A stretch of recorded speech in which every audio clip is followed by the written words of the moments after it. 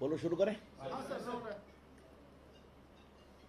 बंगाल में आज जो ग्राम पंचायत के चुनाव हो रहे हैं उसमें हिंसा का तांडव हो रहा है। अभी तक 1 दर्जन से अधिक लोग मारे जा चुके हैं और बड़ी संख्या में लोग घायल हैं।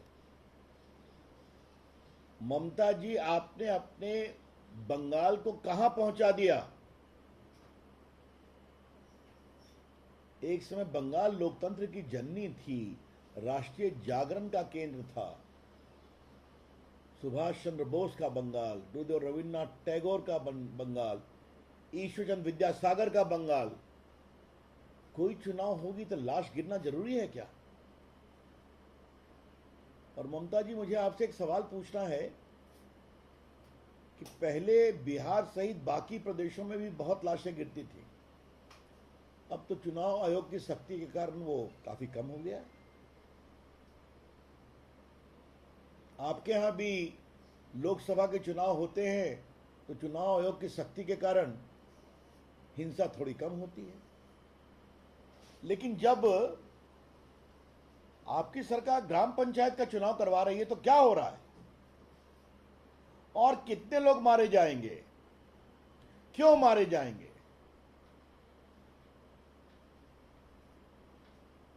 सेंट्रल फोर्सेस को भी कायदे से काम नहीं करने दिया जा रहा है, कोई सहयोग नहीं मिल रहा है जमीन पर।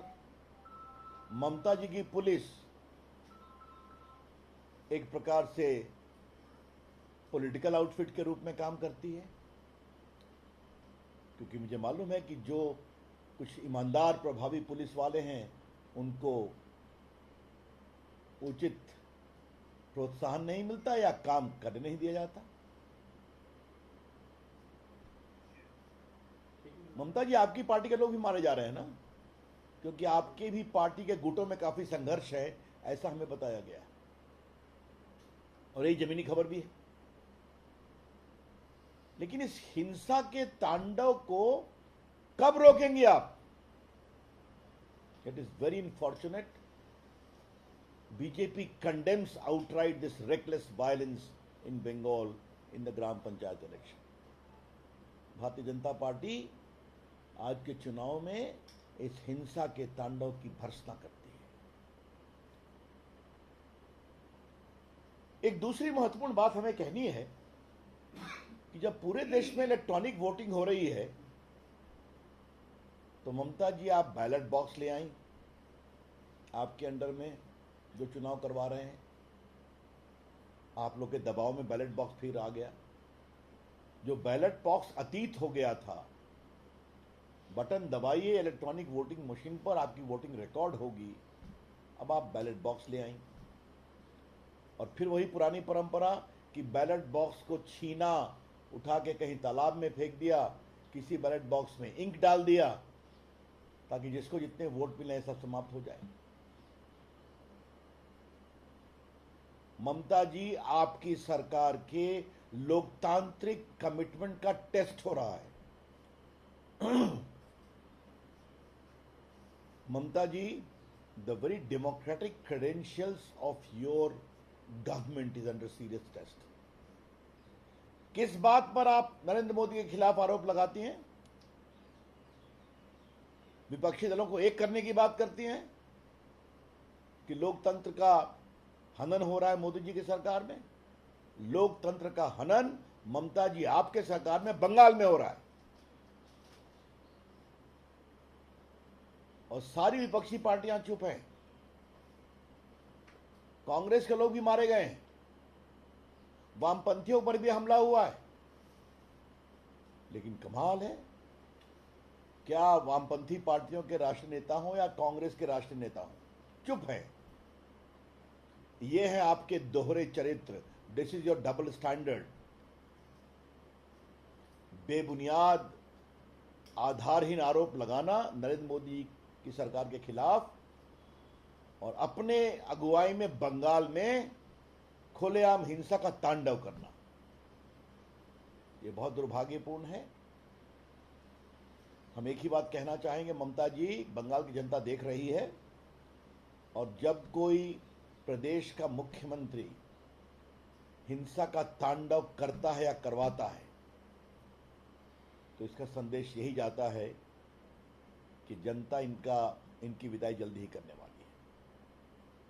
और आपके इस आचरण के कारण लोकतंत्र तो बहुत शर्मसार हुआ ही है, बंगाल की गौरवशाली जनता को भी बहुत दुख लगा है और हमें पूरा विश्वास है कि उचित कार्रवाई होगी लोकतंत्र के हिसाब से अगले चुनाव में।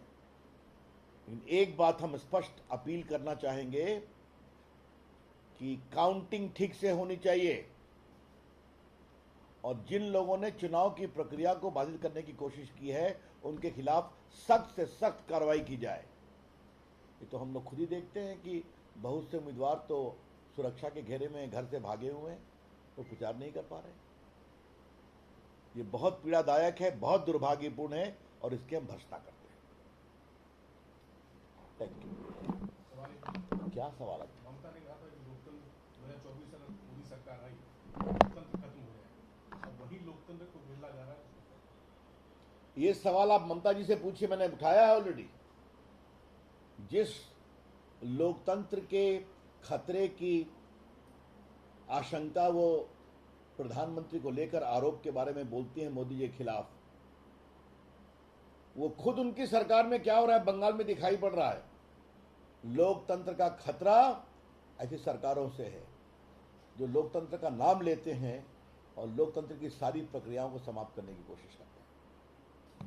Sir, but TMC also alleging that they are also, tampering of votes and also ballot boxes have been tampered by BJP also. They are putting up a lot of videos and also saying that the central forces are used by BJP in the elections. How do you react? This by itself is a very, very baseless comment, a comment of desperation. Our report suggests that the central forces are not being allowed to operate freely to ensure a free and fair elections. And that's the reason you are seeing it. And there's a lot of tussle inter se between the TMC party also. Thank you. Chalo.